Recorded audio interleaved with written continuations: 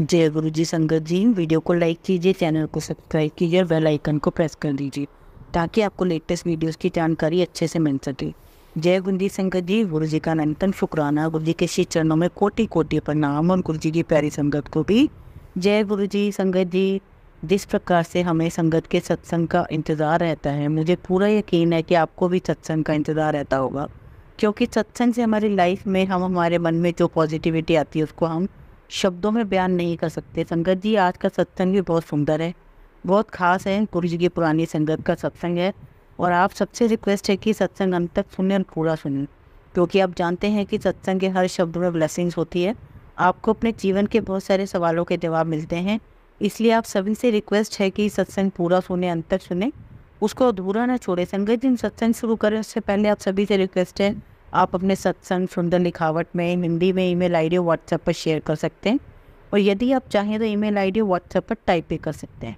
तो चलिए संगत जी, आज का सत्संग शुरू करते हैं। आज का जो सत्संग है वह गुरु जी की प्यारी और पुरानी संगत का है। मनु आंटी जी का आप प्लीज़ सत्संग आज पूरा सुने और अंत तक सुने। जय गुरु जी, शुक्राना गुरु जी, अनंतम शुक्राना मेरे मालिक। गुरु जी की प्यारी संगत को भी जय गुरु जी। मेरा बहुत बड़ा सौभाग्य है कि मैं पिछले 25 सालों से एम्पायर स्टेट में रह रही हूँ, और शुरू के ही कुछ सालों में मैं गुरु जी से मिली। किसी ने मुझसे कहा कि यहाँ पर बहुत बड़े महापुरुष आए हुए हैं, उनका आशीर्वाद लेना चाहिए। और उसके बाद मेरी बहुत क्लोज फ्रेंड है रोमा ग्रोवर आंटी, और हम दोनों इकट्ठे वॉक करते रहते थे। तो उन्होंने मुझे कहा कि गुरु जी आए हुए हैं, हमारे कॉम्प्लेक्शन हुई उन्हें जानने की, उन्हें देखने की, और मन में आया कि उनसे मिलना चाहिए। पर कैसे मिले, शर्म भी आती है और पता भी नहीं था कि किस तरीके से जाके गुरु जी से मिल सकते हैं। और कुछ दिन ऐसे ही निकल गए, और मैंने और रोमा ने गुरु जी के चमत्कार के बारे में सुना, गुरु जी की ब्लेसिंग्स के बारे में सुना। मैंने देखा था कि सत्संग पर लोग आते थे और खुशी खुशी वापस जाते थे। तो संगत जी, मैंने दूर से ही गुरु जी को नमस्कार किया। गुरु जी, मैं आपके चरणों में नमस्कार करती हूँ, आपको चरण स्पर्श करती हूँ, पर कभी हिम्मत नहीं हुई जाकर बात करने की। और ऐसा होते होते कुछ दिन निकल गए, और मेरे बेटे की एडमिशन कैम्ब्रिज कॉलेज में होने वाली थी, और उसने सारे फॉर्म वगैरह जमा किए हुए थे। यूनिवर्सिटी ऑफ मैनचेस्टर में जब उसका रिज़ल्ट आया और उसके कुछ मार्क्स कम थे जितने कि उसे चाहिए थे, वहाँ के एडमिशन के लिए वह सारा दिन बिजी था। फ़ोन करने में, फैक्स का ज़माना था, फैक्स आ रहे थे और इसी में वो बिजी था पूरे टाइम। कुछ जवाब आ नहीं रहा था दिन भर की। ऐसे में भी थक हार के जब शाम को बाहर निकली एम्पायर स्टेट में, सोचा कि वॉक करके थोड़ा सा अपना मन शांत करूं। अब मैं वॉक करते करते गुरु जी के मंदिर के आगे से जब गुजरी, सुधा आंटी के घर के सामने से, तब मुझे ख्याल आया कि रोमा कहती है कि आप भगवान हो। तो मैंने गुरु जी से अरदास की कि गुरु जी हेल्प मी आउट, मैं अपने बच्चे की एडमिशन कहाँ पर करवाऊँगी, कैसे सब मैनेज होगा। और उसने तो एक ही कॉलेज में इंग्लैंड में मैनचेस्टर में अप्लाई किया हुआ है, और वहाँ उसके नंबर पूरे नहीं पड़ रहे हैं। क्या होगा गुरु जी, साल वेस्ट हो जाएगा बच्चे का। और अब मैं यही सारी बातें मन में करते करते सड़क पर चली जा रही थी, और 2-3 चक्कर लगाए मैंने, और बस मैं घर आई। और जैसे ही घर आई, मेरा बेटा भागता हुआ सीढ़ियों से नीचे आया और कहा कि मम्मा, फ्लेयर आया है, मेरा एडमिशन हो गए हैं। मैं तो एकदम से दम खड़ी रह गई, और मैंने फटाफट मुंह हाथ धोए, कपड़े चेंज किए, और मैंने कहा मैं जा रही हूँ। तो मेरे हस्बैंड, मेरे बेटा बोल रहे हैं आप कहाँ जा रहे हो? तो मैंने कहा बस मैं अभी आ रही हूँ। और मैं फटाफट मंदिर गई। मुझे नहीं पता था कि सत्संग का टाइम क्या होता है, कैसे जाते हैं। बस मैं वहाँ गई, दरवाज़ा खोला और राइट मुड़ी तो देखा गुरु जी बैठे हुए हैं। और जैसे ही संगत जी मैं गुरु जी के पास गई, गुरु जी ने मुझे बोला, क्यों आंटी, बारों बार गल्ला कर दी है, भारी बार से ही बातें करते हो। मैं वहाँ इतनी सरप्राइज़ हुई, मुझे तो तरीका भी नहीं आता था कि कैसे मांगना चाहिए, क्या बोलना चाहिए, कैसे शुक्राना करना चाहिए। गुरु जी ने मुझे वहीं अपने पास बिठा लिया, और गुरुजी मुझे कहने लगे, यहाँ तो लोग इतने घमंडी है, उनको तो कुछ समझ ही नहीं है। तो मैंने कहा गुरुजी, हो सकता है लोगों को वो ठीक तरीका नहीं आता कि कैसे महापुरुषों से बातें करनी है, कैसे उनसे कुछ पूछना है। तो फिर मैंने कहा गुरुजी, मैं आपका बहुत बहुत लख लख शुक्राना करती हूँ, आपके आशीर्वाद से मेरे बेटे का एडमिशन हो गया है। तो गुरुजी कहते हैं कि नहीं, बड़ा चंगा मुंडा है, सब कुछ ठीक हो जाएगा, सब फर्स्ट क्लास हो जाएगा। फिर वही गुरुजी ने मुझे कहा कि लंगर खा के जाना। लंगर खाया, 4 लोग इकट्ठे बैठ करके लंगर करते थे। मैंने लंगर खाया, लोगों के कई सारे सत्संग सुने, तो लगने लगा कि देखो स्वर्ग के द्वार खुल गए हैं। तो जैसे मैंने लंगर खाया, गुरुजी के पास आई तो बोलते हैं, गुरुजी चलो आंटी घर जाओ, छुट्टी, और कहते हैं अंधे रहा करो। मैंने गुरुजी को मत्था टेकर घर आ गई। अब मेरे हस्बैंड, मेरा बेटा पूछते हैं कि कहाँ गई थी आप? तो फिर मैंने बताया कि ऐसे ऐसे मैं गुरुजी को थैंक यू बोलने गई थी, शुक्राना करने गई थी, ये सारा एडमिशन हो ही नहीं रहा था और इतनी परेशानी आ रही थी। और गुरुजी से मैंने अरदास की और इधर अरदास करके मैं जब घर आई तो मुझे तुम लोगों ने खुशखबरी सुना दी। तो अगले दिन मेरा बेटा कहता है मैं भी गुरुजी के पास जाऊँगा मिलने के लिए, अगर उनका आशीर्वाद नहीं होता तो मेरा साल वेस्ट हो जाता।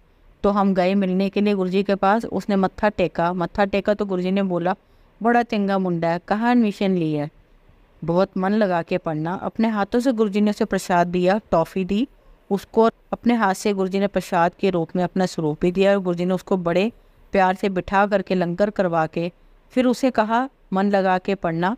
और ऐसे अगले दिन वो गुरुजी से मिलके चला गया। अगले दिन मैं अपनी gallery I, run an art gallery, the first art gallery of Gurgaon. मैं उस ज़माने की बात कर रही हूँ, 20 साल या 22 साल पहले की बात कर रही हूँ कि आर्ट की तरफ बहुत कम लोग देखते थे। गुड़गांव में वो बिल्कुल खाली बेआबान जगह हुआ करती थी। HSBC बैंक फेज 2 में होता था, वहाँ तब वह हमने आर्ट लगाया हुआ था, पेंटिंग लगाई हुई थी। इन्फॉर्मेशन के साथ तो मैं गैलरी गई हुई थी और किसी का फ़ोन आया मेरे पास, मैं बैंक से बोल रहा हूँ आप जल्दी आ जाइए, यहाँ की कोई आए हुए हैं यहाँ पर जो पेंटिंग लेना चाहते हैं और उन्हें पता नहीं कि कैसे करें और किससे मिले। तो मैं वहाँ से निकल के बैंक चली गई, वहाँ जाके पता किया तो कोई नोएडा से आए हुए थे और बताया कि 6 पेंटिंग की यह पेंटिंग हमें चाहिए, हम लेकर जा रहे हैं, तो आप हमें बता दीजिए कि किसके नाम पर चेक देना है। और ये सारी बातें हो गई और वह पेंटिंग लेकर चले गए। शाम तो हम फिर गुरुजी के यहाँ पहुँच गए और जैसे ही मैं गुरुजी के पास बैठी, गुरुजी मुझे बोलते क्यों आंटी आज कितनी पेंटिंगें बेची? मैंने कहा गुरुजी 6। गुरुजी तो तुहाडी मेहर दे नाल आज तक तो इतनी पेंटिंग मेरी एक साथ नहीं बिकी और इतने महीनों से वो पेंटिंग रखी हुई है, आज तो किसी ने प्राइस भी नहीं पूछा उसकी। तो मैंने कहा गुरुजी ये सब आपकी मेहर है, मेरे एक साथ 6 पेंटिंग बिक गई। तो गुरुजी मेरे को देख के मुस्कुराते, बोलते अच्छा वेरी गुड। और फिर हमने बस लंगर खाया, वापस आ गए। अगले दिन फिर हम गैलरी गए, फिर ऐसे कोई और व्यक्ति आया, कुछ और पेंटिंग ले गया और फिर शाम को हम लोग तैयार होकर सत्संग के लिए निकल गए। और फिर गुरुजी मुझसे पूछने कि क्यों आंटी आज कितनी पेंटिंग है बेची? मैंने कहा गुरुजी 4 पेंटिंग। तो मैंने कहा कि कभी गुरुजी ऐसा हुआ ही नहीं कि 2 दिनों में कोई इतनी पेंटिंग मुझसे ले जाए। फिर मुझे कहते हैं गुरुजी देख ले फिर कमाल, और देखती जाओ और आगे कमाल। मैंने कहा अच्छा जी गुरुजी। और जो भी मुझे मुनाफा हुआ उसमें फ्रेम वाले को और जिसका जो भी लेबर लगा था उसको देख के पैसे दे के मैं अगले दिन गुरुजी के पास आ गई। उस दिन तो गुरुजी मेरे से बात ही ना करें, बोले पीछे जाके बैठ जाऊँ। मैंने कहा रोमा गुरुजी कहते हैं कि शुक्राना कर, शुक्राना करने आई हूँ, जितना प्रॉफिट हुआ है वो सब गुरुजी को देने आई हूँ, जैसी मर्जी आए गुरुजी उसका यूज़ करें। पर आज तो गुरुजी मुझसे बात ही नहीं कर रहे हैं।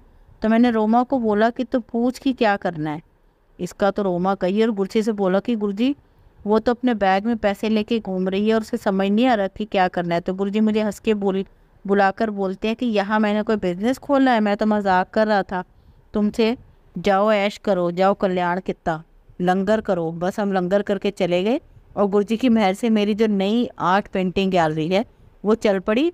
और ना जाने कितने कितने लोग आते गए, पेंटिंग लेते गए, रोज़ ना रोज़ कुछ ना कुछ कोई सेल हो जाए, कभी कोई आए लेने के लिए पेंटिंग खरीद लें, कोई एग्जीबिशन हो जाए, कुछ ना कुछ गुरुजी के आशीर्वाद से लगा रहा। एक दिन संगत जी लंगर के बाद गुरुजी मुझे कहते हैं कि चलो तुम्हारी गैलरी चलते हैं, ब्लेस करके आऊँगा। जोशी अंकल, रोमा आंटी, 4-5 लोग और गुरुजी संगत को लेकर के मेरे साथ गैलरी आ गए। और मुझे सारे रास्ते लोग कहते हैं कि गुरुजी से लोग ना जाने कितनी विनतियाँ करते हैं, रिक्वेस्ट करते हैं, पर गुरुजी किसी के आ नहीं जाते। And you are lucky so blessed कि गुरुजी ने अपने आप बोला कि तुम्हारी गैलरी ब्लेस करने चलता हूँ। वहाँ गैलरी में एग्जीबिशन लगी हुई थी और गुरुजी ने सारी एग्जीबिशन देखी। संगत जी उस ज़माने में गुरुजी सभी संगत को पहले लंगर खुद करवाते थे और फिर बाद में खाते थे। मेरे यहाँ पर चाय की भी ऐसी कोई ख़ास व्यवस्था नहीं थी। गैलरी में टी बैग वाली चाय थी और मुझे बहुत अच्छे से पता था कि गुरुजी को अच्छी बढ़िया चाय, उबली हुई ठीक से उबाल वाली चाय बहुत पसंद आती थी। और मुझे बहुत बुरा लग रहा था कि मैं गुरुजी को चाय भी नहीं पिला पा रही हूँ।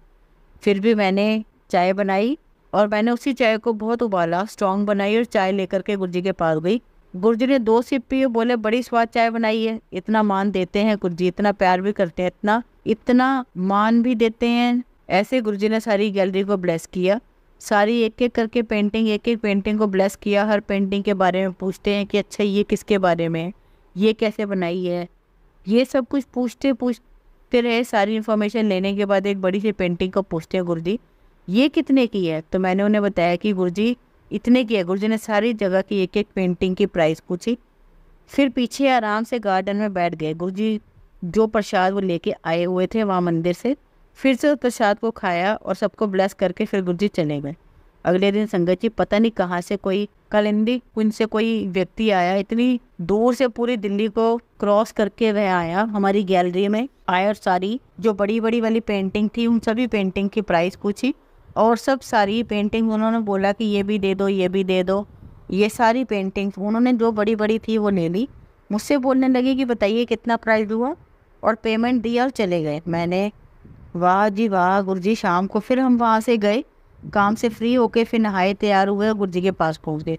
तो गुरुजी मुझे बोलते हैं फिर आंटी की होया आज। मैंने कहा गुरुजी पता नहीं, कोई आया था कलिंदी कुंज से और पता नहीं कितनी सारी पेंटिंग लेके चला गया। तो गुरुजी कहते हैं बस तू देखती जा आगे की होता है। इतना प्यार गुरुजी ने दिया है, इतना प्यार गुरुजी ने दिया है, मैं बता ही नहीं सकती हूँ। इतना प्यार देते थे गुरुजी कि कुछ चीज़ मांगने की ज़रूरत ही नहीं पड़ती थी। इससे पहले कि मैं बताऊँ कि मुझे क्या चाहिए, गुरुजी ने उससे कहीं ज़्यादा मुझे दिया है। गुरुजी ने मुझे हर एक चीज़ की। और जबकि मैं अपने पैरों पर खड़ी थी, मैंने आर्ट गैलरी डाली हुई थी। उस ज़माने में आर्ट गैलरी में इतनी कोई बिक्री नहीं होती थी, लोग आते थे पेंटिंग देख के चले जाते थे। तो गुरुजी ने इतनी ब्लेसिंग्स दी, गुरुजी ने इतनी ब्लेस किया कि मेरी आर्ट गैलरी भी चल पड़ी। उस गैलरी के हर एक आर्टिस्ट को गुरुजी ने ब्लेस किया, हर एक पेंटिंग को गुरुजी ने ब्लेस किया। जब भी कोई एग्जीबिशन होती मैं गुरुजी को इनवाइट करती, गुरुजी को लेके जाना। एक दिन गुरुजी मुझे कहते हैं मुंडे दा ब्याह करा। तो मैंने कहा गुरुजी आपने ब्लेस किया है, जो करना है आप ही को करना है। तो गुरुजी फिर कहते हैं कि समझा करो मुंडे दे ब्याह करा। तो मैंने कहा अच्छा गुरुजी। अब कहा मेरी डॉटर इन लॉ आई जो फ्रांस में रहती थी और काम से इंडिया आई हुई थी। उसी समय बेटे का कॉलेज ख़त्म हुआ था, उसके 3 साल वहाँ पूरे हो गए थे। जिस दिन उसका 3 साल पूरे एग्ज़ाम जैसे ही ख़त्म हुए वह अगले दिन फ़्लाइट लेके इंडिया गया और कहने लगा कि नहीं मैं तो पापा के साथ काम करूँगा और यहीं पे ही रहना है। और जो मेरी डॉटर इन लॉ है एमिली, आज इनकी शादी को 9 साल हो गए हैं और अनफॉर्चुनेटली इनकी शादी ठीक टाइम पर हुई थी। इनकी शादी गुरुजी की महासमाधि लेने के बाद हुई। मेरी डॉटर इन लॉ फ्रांस की रहने वाली थी, इधर आई, शादी हो गई, संजोग था तो शादी हो गई। मेरे अब 2 ग्रैंड चाइल्ड हैं, एक 8 साल का, एक 4 साल का। सभी को गुरुजी ने बहुत ब्लेस किया है, सभी फैमिली को ब्लेस किया है, मेरी सारे बिजनेस एसोसिएट्स को ब्लेस किया है, आर्टिस्टों को मुझे उन्होंने ब्लेस किया, मुझे भी ब्लेस किया, हस्बैंड बच्चों को सबको ब्लेस किया गुरुजी ने।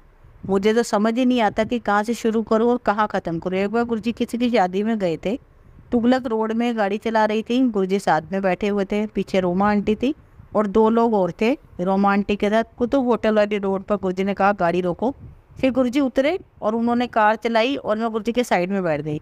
थोड़ी देर चला के गुरुजी ने आगे जा कर के रोकी और बोला अब तुम वापस आ जाओ। मैंने कहा ठीक है गुरुजी। और 2 दिन के बाद मेरे बेटे का उसी गाड़ी से इतना बुरा एक्सीडेंट हुआ कि पूरी गाड़ी ख़त्म हो गई, लेकिन एक भी स्क्रैच मेरे बेटे को नहीं आया, एक भी स्क्रैच। गुरुजी कुछ भी बोलते थे, हम गुरुजी से कभी कोई क्वेश्चन नहीं करते थे कि गुरुजी ऐसा क्यों। गुरुजी ने जैसे बोला हम वैसे ही मानते थे। गुरुजी ने बोला मैं गाड़ी चलाऊंगा, मैंने गाड़ी दे दी। गुरुजी ने बोला अब तुम गाड़ी चलाओ, मैंने गाड़ी ले ली। तो हम कभी क्वेश्चन नहीं करते थे। गुरुजी का अपना तरीका था ब्लेस करने का, गुरुजी को ब्लेस करना था मेरे बेटे को। गुरुजी ने ब्लेस किया, बहुत बहुत शुक्र है, लख लख शुक्राना है गुरुजी का। मैं तो जितना भी शुक्राना करूँ गुरुजी का वो कभी भी काफ़ी नहीं होगा। मेरे हस्बैंड का एक्सपोर्ट का काम था, जो 911 का हमला हुआ था उसके बाद से, तो 9/11 के हमले के बाद सारे एक्सपोर्ट ऐसे फंसे हुए थे, कहीं कुछ काम नहीं बन रहा था। और हमारी फैक्ट्री भी काफ़ी बड़ी थी, 300 से 350 लोग उसमें काम करते थे, काफ़ी पुराने लोग, काफ़ी पहचान के लोग, बड़े लोग भी काम करते थे। तो सारे शिपमेंट फंसे हुए थे, सारी पेमेंट फंसी हुई थी और 3-4 साल बहुत बुरा समय देखा। तो गुरुजी ने बड़े ही प्यार से उन्हें ब्लेस किया। गुरुजी ने तो गुरुजी के साथ एक दिन में वॉक कर रहे थे, तो गुरुजी ने ऐसे ही वॉक करते करते उनसे कहा कि पैर उतने ही फैलाने चाहिए जितनी चादर होती है, और फिर साथ में बोलते हैं कि सब ठीक हो जाएगा। तो एक बार हम लोग बैठे हुए और लंगर हो गया, तो गुरुजी ने बोला लंगर के बाद में चलो इनकी फैक्ट्री चलते हैं। सब गुरुजी आए, गुरुजी ने मशीनें भी देखी, जापानीज़ मशीनें देखी। गुरुजी ने यह क्या होता है, वो क्या होता है, ऐसे गुरुजी ने सारे प्रश्न किए, कहाँ थान रखा होता है, कपड़ों को हाथ लगा लगा के गुरुजी ने देखा, हर एक चीज़ को गुरुजी ने ब्लेस किया। कपड़े पे जो एम्ब्रॉयडरी होती है, चेकिंग होती है, पार्किंग होती है, सब कुछ गुरुजी ने देखा। पूरी फैक्ट्री को चेक करके गुरुजी ने बहुत अच्छे तरीके से ब्लेस किया। बड़े आराम से गुरुजी ने वहाँ पर चाय प्रसाद पिया और सभी को बहुत आशीर्वाद दिया, ब्लेस किया। और मेरे हस्बैंड अपना बिजनेस कुछ समय के लिए किसी को बेचना चाहते थे, तो पता नहीं कहाँ से कोई 2 लोग आए और पूरा का पूरा बिजनेस खरीद लिया। बस सिर्फ डिफरेंस यह था कि जिन्होंने ख़रीदा था उनके बंदों की जगह हमारे ही बंदे काम करेंगे, क्योंकि सिर्फ यही बात थी कि बहुत सालों से वह काम कर रहे थे और सिर्फ सेल करने की वजह से कहीं उनकी नौकरी खतने में ना पड़ जाए, इसलिए उन्हीं को काम करने के लिए अलाउ किया गया। बहुत आराम नाल सारा काम हो गया, सारी फॉर्मेलिटीज़ पूरी हो गई। गुरु जी कहते थे इनसे कि मैं तो तुमको अपना एडीसी बना लूँगा। ऐसे ही दिन निकलते गए और फिर 50 की उम्र में आते आते उन्होंने नया काम शुरू कर दिया। दोबारा जो काम शुरू किया वो इतना अच्छा चला, इतना अच्छा चला, इतना गुरुजी ने सबको ब्लेस कर दिया था, बिजनेस ब्लेस कर, परिवार को ब्लेस कर दिया। तो शुक्र है गुरुजी कि मेरा बेटा भी वही काम करता है। जो मेरे अंकल ने शुरू किया मेरी बहू भी वही काम करती है।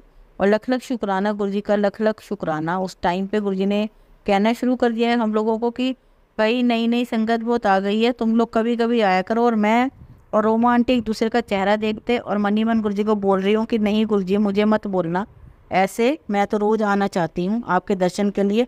क्योंकि हमारा तो बस गुरुजी को देखते ही सब कुछ बदल जाया करता था।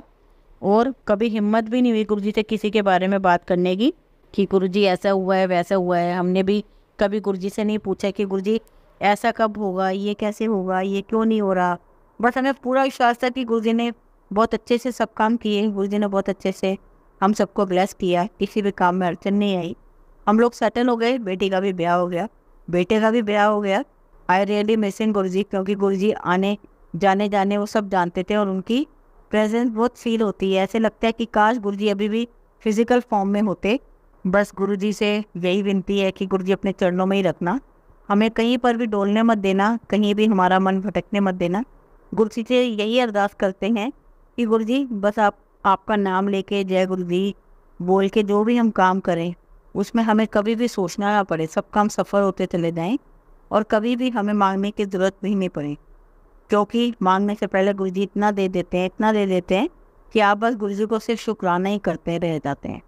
गुरुजी अपने हाथ से आई कर जितना फोटोग्राफ दिया करते थे और मुझे बहुत लगता था कि गुरुजी मुझे कब देंगे, मुझे कब देंगे। और संगत जी मुझे बहुत मन में लगता था कि गुरुजी मुझे भी फ़ोटोग्राफ चाहिए। और मैं देखती रहती थी कि गुरुजी एक को बुला रहे हैं फ़ोटोग्राफ दे रहे हैं, फिर किसी को बुला रहे हैं फ़ोटोग्राफ दे रहे हैं। मुझे बहुत बुरा लगा कि गुरुजी मुझे बुला ही नहीं रहे, मुझे फ़ोटोग्राफ नहीं दे रहा।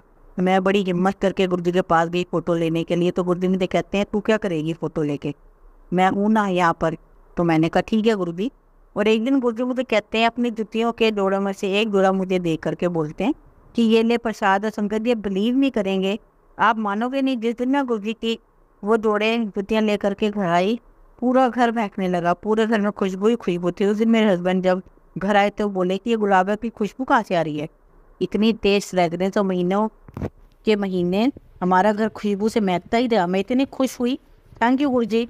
कोई बात नहीं, अगर फ़ोटो नहीं मिला तो कोई बात नहीं, लेकिन आपके प्रसाद स्वरूप मुझे जूते जोड़ी मिल गए। फ़ोटो तो मैं खुद अपनी गैलरी में पेंटिंग बनवा लूँगी आपकी। और आप आज भी गुरुजी के जूते जोड़े मेरे पास ही रखे हैं अलमारी में। रोज़ मैं उनका माथा टेकते हुए संगत जी एम्पायर स्टेट में जब भी हम एंटर करते हैं तो लेफ़्ट साइड में बहुत ही सुंदर पोर्ट्रेट लगी हुई है। जिस आर्टिस्ट ने बहुत सुंदर सी गुरुजी की पोर्ट्रेट बनाई थी, मैंने उनसे कनेक्ट किया। मैंने कहा कि मुझे भी पेंटिंग चाहिए गुरुजी की। तो कहते हैं हाँ जी मैं बना दूंगा। मैंने कहा मुझे तो ऐसे ही वाला पोज और यही एक्सप्रेशन उस फोटो में चाहिए। तो कहते हैं मुझे तो गुरुजी ने ही ब्लेस किया है, वरना मैं तो किसी के लायक था ही नहीं। और उन्हें पेंटिंग बना के दी तो मैं उस पेंटिंग को गुरुजी के पास ब्लेस करवाने के लिए लेके गई। गुरुजी मुझे देख करके कहते हैं यह किसने बनाई है। मैंने फिर बताया कि उन्हीं आर्टिस्ट से बनवाई है। और फिर गुरुजी ने इतने प्यार से उस पर ब्लेसिंग ऑलवेज गुरुजी लिखा, हैप्पी मैरिड लाइफ लिखा, अपना साइन करके मुझे ब्लेसिंग ऑलवेज गुरु करके दिया। और आज भी वो पेंटिंग मुझे बहुत बहुत अच्छी लगती है। और जब बड़ा मंदिर नया नया बन ही रहा था तो गुरुजी ने हम सबको बोला कि चलो आज बड़े मंदिर जाएंगे। वहीं पर शाम को वहाँ चलते हैं, दिवाली वाला दिन था। सब हम वहाँ पे 10-12 लोग संगत गुरुजी के साथ आए हुए। गुरुजी ने अपने हाथों से प्रसाद दिया। तो गुरुजी वहाँ पर हमको कहते हैं कि तुम मानोगे नहीं, तुम यकीन नहीं करोगे, यहाँ पे इतनी लंबी लंबी लाइनें लगने वाली हैं कि तुम्हारा खुद का भी नंबर बहुत लेट आएगा। और आज जब मैं इतनी लंबी लाइनें वहाँ देखती हूँ तो मैं यही सोचती हूँ कि वाह गुरुजी आपने बिल्कुल सच कहा कि बहुत लंबी लंबी लाइन लगा करेगी। तो गुरुजी इतने डिसिप्लिन वाले व्यक्ति थे, इतने डिसिप्लिन व्यक्ति कि अगर जितनी बजे का टाइम उन्होंने बोला है बस वो टाइम इधर उधर से 1 सेकंड के लिए भी नहीं होता था। तो ऐसे एक बार गुरुजी को कार्ड मिला शादी का पटियाला के लिए, तो गुरुजी ने हम सबको बोला कि शादी में चलना है। आज हमने अपने को, तो मैं भी बहुत खुश थी। तो रोमा का फ़ोन आया कि बस 4 बजे एग्जैक्ट तैयार होके पहुंच जाना, हम सबको चलना है। तो मैं मेरी गाड़ी में गाड़ी ड्राइव कर रही थी कि मेरे पास रोमा बैठी हुई है और पीछे रोमा के दोनों बच्चे बैठे हुए थे। हम गुरुजी की कार के पीछे पीछे जा रहे थे। रास्ते में हम रास्ता भटक गए, हमें समझ में ही नहीं आ रहा था कि हम कहाँ जाएं। हमारे पास एड्रेस भी नहीं था। पीछे रोमा का बेटा जो बैठा हुआ था बोलता है कि मन्नू आंटी मुझे ना गुरुजी की खुशबू आ रही है। तो हम में से किसी को खुशबू नहीं आ रही थी, उसे खुशबू आ रही थी। फिर 2 मिनट बाद ही हमें गुरुजी की गाड़ी नज़र आ गई। गुरुजी ने संगत को इतनी डांट लगाई कि कैसे ध्यान रखते हो, लड़कियां हैं, भटक गई हैं, ध्यान रखना चाहिए था, साथ साथ चलना चाहिए, सबको खबरदार, अगर कोई आगे पीछे हुआ। तो हम लोग शादी में आए, शादी में पहुँचे तो गुरुजी ने वहाँ पर जिनको ब्लेस करना था बस 5 मिनट में ब्लेस किया और हम सबको बोला कि चलो वापस चलो, हम ठीक हैं। गुरुजी वापस चलते हैं। जब वह वापस आए तो गुरुजी ने बीच में रास्ते में गाड़ी रोकी, हमें प्रसाद खिलाया, मक्की की रोटी, सरसों का साग। संगत जी मैंने इतनी गाड़ी चलाई है, बहुत गाड़ी चलाई है, लेकिन उस शाम दिल्ली से पटियाला और पटियाला से दिल्ली के बीच जो मैंने गाड़ी चलाई, इतने आराम से, इतने इजी मैंने गाड़ी कभी नहीं चलाई थी। और बस गुरुजी के साथ हम सुबह 5 से 5:30 बजे वापस भी आ गए। संगत जी मेरी मेडिकल सिचुएशन आज से 20 साल पहले बहुत ख़राब रहती थी। एक बार गुरुजी ने इतना प्रसाद खिलाया, कभी समोसा प्रसाद बार बार बुला बुला के खिला दिया, अपने हाथों से बार बार खिलाया। मुझे तो लगे कि बस अब मेरा पेट फट जाना है, इतना प्रसाद मैंने खा लिया। एक साइड तो मुझे गुरुजी कहते हैं कि मोटी खा ले प्रसाद, एक तरफ से मैं सोच रही थी कि मैं खाऊं या ना खाऊं प्रसाद, दूसरी तरफ गुरुजी मुझे कहते हैं मोटी खा ले प्रसाद। कहते हैं गुरुजी की ये जो दवाई है, डॉक्टर के चक्कर से फ्री हो जाओगे, डॉक्टर के चक्कर नहीं काटने पड़ेंगे। पता नहीं संगत जी कितने कितने कर्म कटे हैं मेरे उस प्रसाद से। और संगत जी आज मैं 63 ईयर्स की हूँ, जो 40 साल के लोग हैं उनसे भी कहीं अच्छी, कहीं ज़्यादा फिट हूँ। जितनी भी मेडिकल प्रॉब्लम 40 के आसपास शुरू होनी थी वो गुरुजी ने प्रसाद खिला खिला के सब दूर कर दी। संगत जी मैं तो बहुत बेवकूफ़ थी, बहुत नासमझ थी, मुझे पता ही नहीं था कि गुरुजी कौन है, कैसे हैं, क्या पावर है गुरुजी की। बस एक ही धुन लगी रहती थी, शाम को जाना है गुरुजी के पास बैठना है, सत्संग करना है, गुरुजी से बातें करनी है। हमेशा गुरुजी अपने हाथों से ही प्रसाद दिया करते थे, अपने आप ही सबको ब्लेस किया करते थे। तो ऐसे गुरुजी ने हमें बहुत बहुत ब्लेस किया। आज भी गुरुजी बहुत कोसते हैं और हम बहुत किस्मत वाले हैं कि गुरुजी की हमें शरण प्राप्त हुई है। गुरुजी ने मेरी फैमिली को, मुझे, मेरे वर्कर्स को, सबको बहुत ब्लेस किया है। संगत जी मैं अपने सत्संग को अब यहीं पे विराम दूंगी और अगर गुरुजी आज्ञा देंगे संगत जी तो मैं जल्दी ही अपना अगला सत्संग भी सुनाऊंगी। जय गुरुजी, शुक्राना गुरुजी। संगत जी हमेशा की तरह हम सत्संग का अंत एक बहुत ही सुंदर खूबसूरत कहानी से करते हैं। एक समय की बात है, गाँव में गुरु रहते थे जिन्हें खबर हो गई कि एक अन्य नगर में एक और विद्वान आए हुए हैं। वे अद्भुत ज्ञान के मालिक थे और आगे बढ़ने के लिए सबकी सहायता कर सकते थे।